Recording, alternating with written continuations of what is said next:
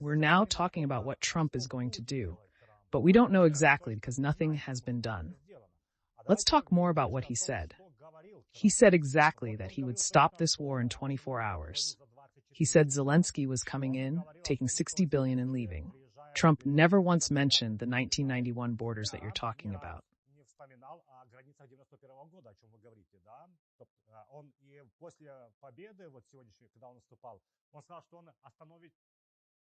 I mean, even after tonight's victory, when he conceded, he said he would stop the war in the world, but he didn't mention Ukraine. That's what Trump was saying. I also followed the betting companies before the election. They won't work to their own detriment, and in the last week they've been giving Trump a win, though not a sure thing, a win. They are now taking bets that the war will be over in 90 days, 45% on that event. But what Trump was saying doesn't exactly promise a withdrawal along the lines of 1991. Well, let's put it this way. First of all, don't forget that everything Trump said was campaign rhetoric. I've said on various airwaves, even on your channel, that Trump is fighting for the undecided vote. We had about 15 plus million of them until yesterday.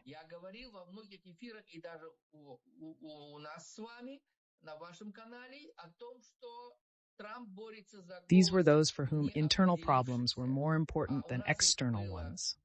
For them, the problems of Ukraine and Israel were far from the first place. They demanded, and I understand them, that taxpayers' money be spent on solving domestic problems, on fighting, on lowering prices for essential goods, on stemming the flow of illegal immigration that had hit the country.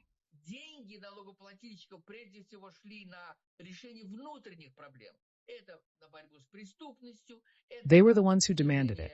Trump didn't want to lose them, and I'll tell you, he won. Without talking about foreign policy, he avoided making such statements.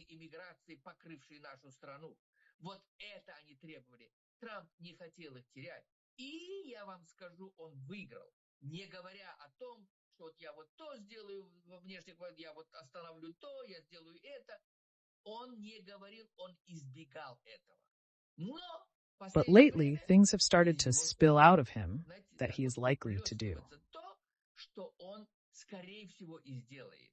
Number one, again, I'll take you back to the meeting with Zelensky, specifically at his Trump Tower in Manhattan. When going public, I brought up the very issue that you mentioned, about Zelensky allegedly leaving America with money.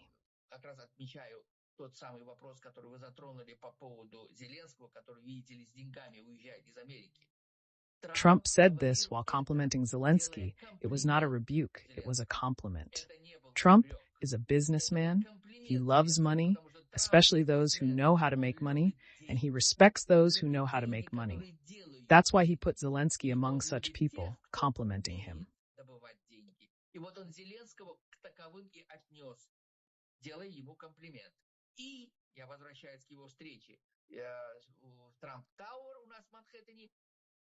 I go back to his meeting at Trump Tower in Manhattan, when Trump said publicly, surrounded by reporters, that he first learned the truth about the war in Ukraine from Zelensky himself. That's the first thing he said. The second thing he said, Zelensky is ironclad. This was also a compliment, meaning that Zelensky cannot be persuaded or broken. This is a very important point.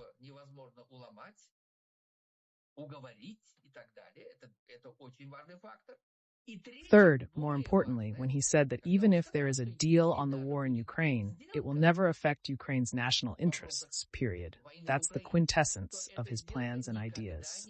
Second, no less important, literally a month and a half or 2 months ago, his advisor Mike Pompeo, who recently came to visit you, was interviewed by Ukrainian journalists.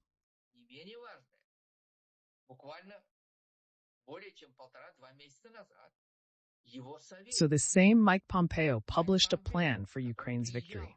And Mike Pompeo is not just a man, he's Trump's advisor today.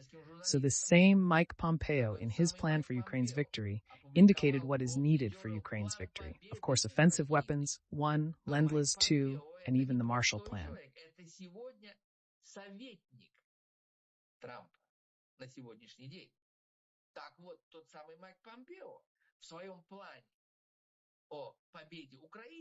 Do you think he could have published this without Trump knowing? Never.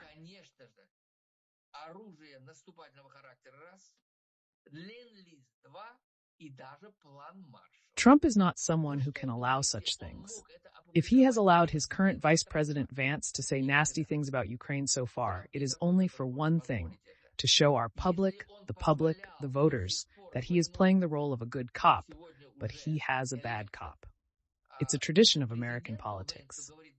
Well, yes, Boris, but I'm sorry to interrupt you, but don't you think it's wrong to interpret Pompeo's words as something that's certain to happen, and Vance's words as, well, yes, that's right, he said that, because it could be the other way around. Vance is saying what Trump can surely do, and Pompeo said it so he knows. I don't think so. Why? Because again, I take you back to Trump's main goal of getting the undecideds on his side, the ones for whom Ukraine and Israel are not at the top of the list.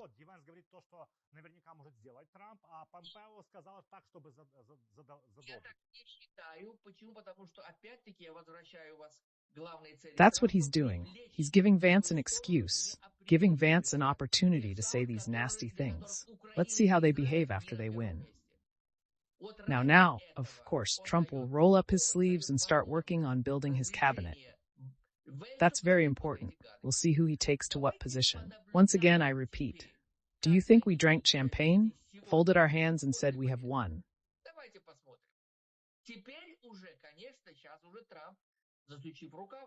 No, the work is just beginning. We will be watching and lobbying carefully to make sure that Trump has the right people in his cabinet. I've already named, first of all, Mike Pompeo. Second, Nikki Haley. She should be in his cabinet as well. I think he's going to have her. I've heard from reliable sources.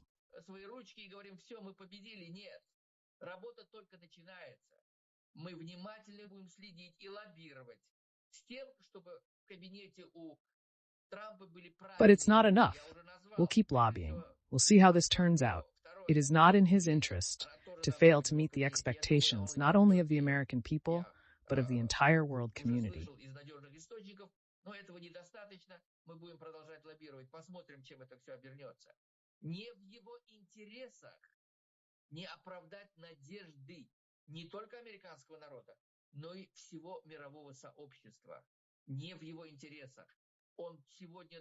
He needs to work on his legacy today, already. I'll remind you that no president in America yet, we've been in existence since 1776, and Trump today is the 47th president. No other president in America has ever had such a disgusting and horrible legacy entering the White House as he is getting from Biden. I'll tell you again, 2 wars that could escalate into a thermonuclear world war at any moment. The second is the loss of American influence everywhere, in Europe, Asia, Africa, and Latin America as well.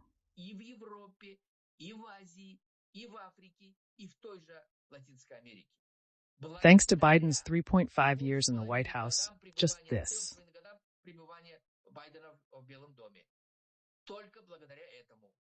This all falls on Trump's shoulders today. Do you think he can solve all these problems in 4 years?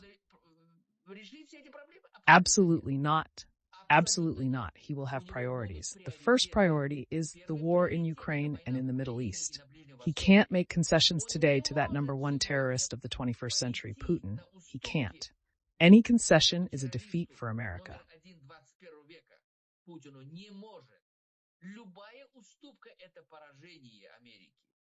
Any concession in Ukraine is a green light to China, which will take it in its own way and immediately act to swallow Taiwan. This is not in Trump's interest, not in America's interest. The same will be a green light to Iran, which has already spread its nets, its tentacles, to such an extent that today Israel's existence is already under, a terrible threat.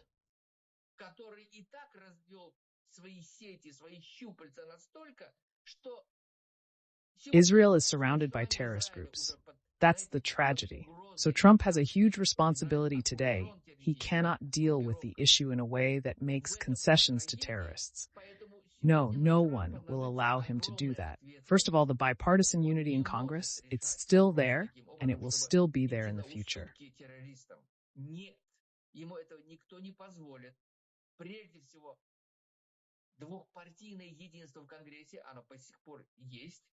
I don't doubt it, because quite a few Democrats also support Ukraine. You have to be objective.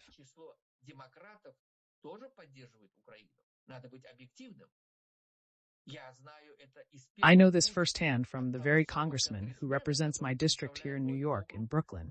That's Hakeem Joffrey. He is the minority leader of the Democrats today, and he will remain so with Trump in the White House. He is hands and feet for Ukraine, for its integrity. Just like Speaker Johnson, he has been a friend of Ukraine. He still is, and he will be. There is no other. Otherwise, we are in the majority, my friends. Who's us? Who's us? The Reagan wing of the Republican Party. We have our Republican Party representatives in Congress. Who are they? Great friends of Ukraine. You know the three Mikes well: Mike Turner, chairman of the Intelligence Committee, Mike McCall, chairman of the Foreign Affairs Committee, and Mike Rogers, chairman of the Arms Committee. Today, after winning the election, they've further solidified their positions. And what do you think? Are they just going to so easily... If suddenly Trump starts making a deal, just stand back and say, "Oh, good for you, Trump, we want that too." It's never going to happen, because it's against our national interest. That's what gives me reason to believe that Trump will be different today. He'll be outspoken. He no longer needs to get the undecideds on his side. Everyone has already made up their minds. He's won. We'll see.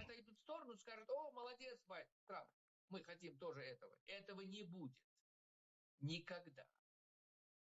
Потому что это противоречит нашим национальным интересам.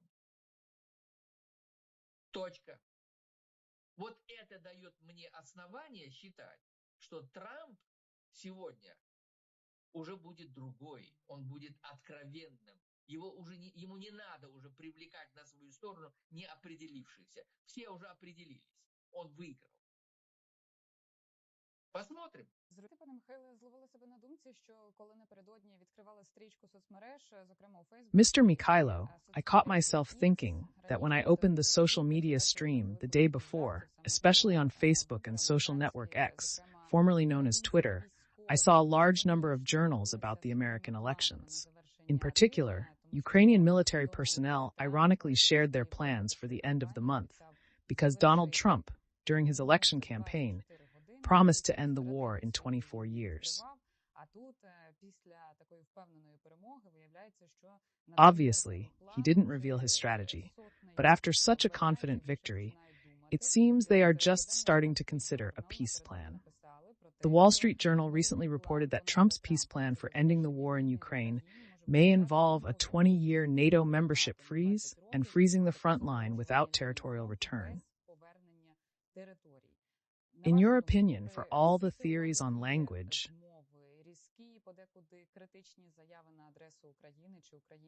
Trump has not voiced any strategy publicly. So what should we expect from these peaceful efforts of the new administration, which will take up the fulfillment of obligations in the evening? Well, first of all, he made a good joke, I think.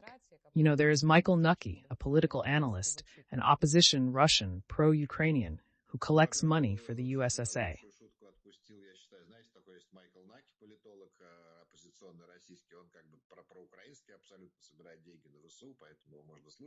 So you can listen to him. He has daily episodes about the war, and he started his show the day before yesterday saying, well, there will be no show tomorrow because the war will be over in 24 years, so today is the last show.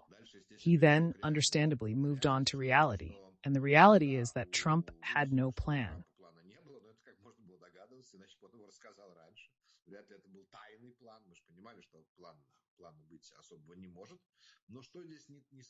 But it could have been anticipated, otherwise he would have voiced it earlier. I don't think it was a secret plan. We understood that there could not be any special plan. However, what is not quite true in this discussion is that there is no strategy or plan. These are different things. In principle, Trump has cognized the strategy. Our strategy is to stop the war at any cost, especially between Russia and Ukraine. And what happened before, what territories or desires there were, we don't care. This is our strategy. Then there should be a concrete plan for which certain people should be responsible, but as it turned out, they have not written anything yet.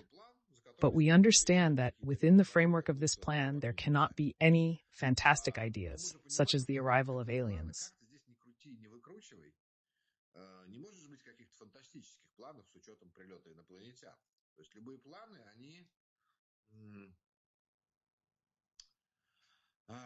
That is, any plan answers only a few questions. Where we're going to reinforce the troops, on which line. This is the first part of the plan. The second part of the plan is what political commitments Russia and Ukraine will make. Well, for example, telling Ukraine, yes, we will take you into NATO, but only the part that is not occupied, is one option. Another option is, we will not take 20 years, we will not take 5 years, we will never take you. There are not so many options. It's not like we have to sit down and come up with something new. In fact, I think I have mentioned almost everything, because there is a third part, which is probably the most important, but for some reason, people forget to mention it. Sorry, the third part is the most important point from a humanitarian point of view. What will happen with sanctions? Because if we stop the war on this dividing line and at the same time lift sanctions on Russia, it will mean a total victory for Russia. Moreover, even if we are taken into NATO, even if we are accepted into NATO, it will still be a total victory for Russia. It means that we will not return the occupied territories in the coming decades. It means that Russia will prosper again, stockpile weapons, and in a few years it will not just attack us again, but it will be able to fight on several fronts, because Russia will certainly continue to arm itself, and so on. That's if sanctions are lifted as part of this deal. It's going to be a disaster. I say right away, lifting sanctions under such conditions, that is, without returning the territories to us, is one question, but the main humanitarian question is, what will happen to the millions of people who are left, our Ukrainian people, in the occupied territories? So they say, okay, the territories will be under Russian control for the time being, although we do not recognize this.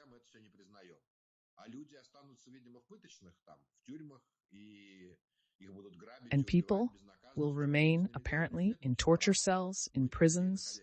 They will be robbed and killed with impunity. They will do whatever they want to them. They have no rights, these people in the occupied territories. We know that Russia does not respect the rights of the people in the occupied territories. It does not respect them at all, not even close, not in any of the points that you can see in any conventions.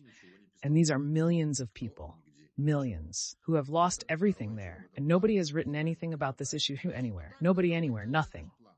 That's the second thing that's missing from this so-called plan. And so yes, some plan they will write, you bet. There will be some issue that Trump will call Putin, conditionally speaking, say, look, this is the story, sign right here.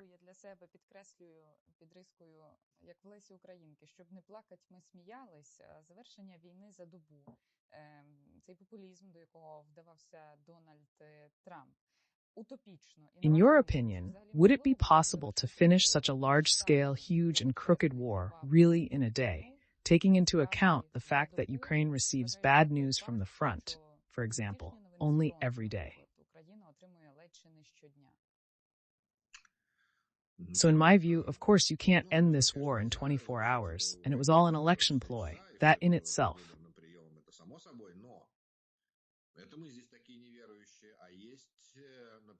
But we're the ones who are such non-believers here. And there is, for example, a prediction exchange, particularly a cryptocurrency exchange, that was betting on Trump winning with a 60-40 ratio, 60% probability on Trump. That's where the bets are now being taken there, that Trump will actually end the war. True, the terms are no longer 24 hours, because apparently everyone understands that it was a figure of speech, but 3 months, that is, until April 20th. As of yesterday, betting odds gave a 45% chance that Trump could end the war before April 20th. While that possibility exists, it doesn't mean it would be good news for us. If U.S. funding and military aid are cut off, we remember how we struggled in the spring. Не означает, что он ее завершит на хороших для нас условиях. К сожалению, у него есть такая возможность, потому что, еще раз говорю, если нам точно отрежут все финансирование от США и всю военную помощь, то мы помним весной, как мы воевали, да? Our military fought as best they could, but because of a shortage of shells and ammunition for HIMARS, for example, we were losing positions, giving up Avdiivka and other towns. The Russian offensive, which is going on now, began precisely when Congress did not approve aid and weapons for us for 6 months. Because of this, we did not have the forces to stop the enemy. We have failed to protect our thermal power plants, and this is also the fault of delayed arms deliveries.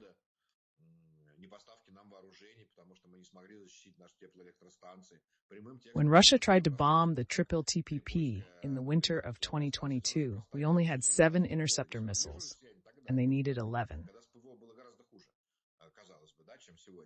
Но, сказал Зеленский, они направили 11 ракет, а у нас было 7 противоракет, больше просто не было. 7 сбили, ну, точнее, в штуках.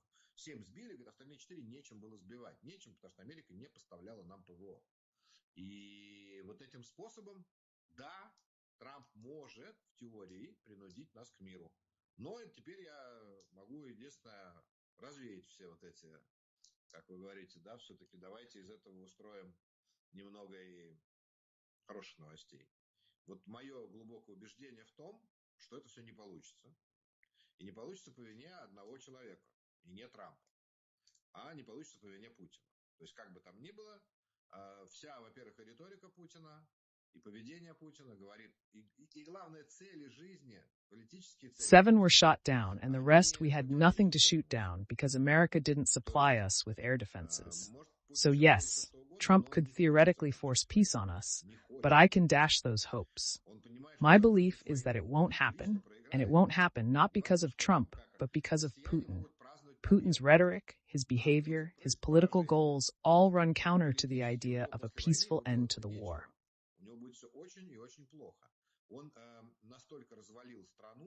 Putin can say whatever he wants now, but he doesn't want to end the war because he realizes that if he ends it, he will personally lose. Russians can celebrate victory, but Putin will be politically on the losing side. He has ruined the country in every way, politically, economically, industrially, and it will be very difficult for him to save himself. War is his only chance to hold on to power. He bet on it even after 2022. If Trump had come to power in 2022, it might have been possible to roll it back, regain some territories, and say we won. But now, Putin has no such option. И у Путина уже нет этого варианта. У Путина уже нет варианта взять сейчас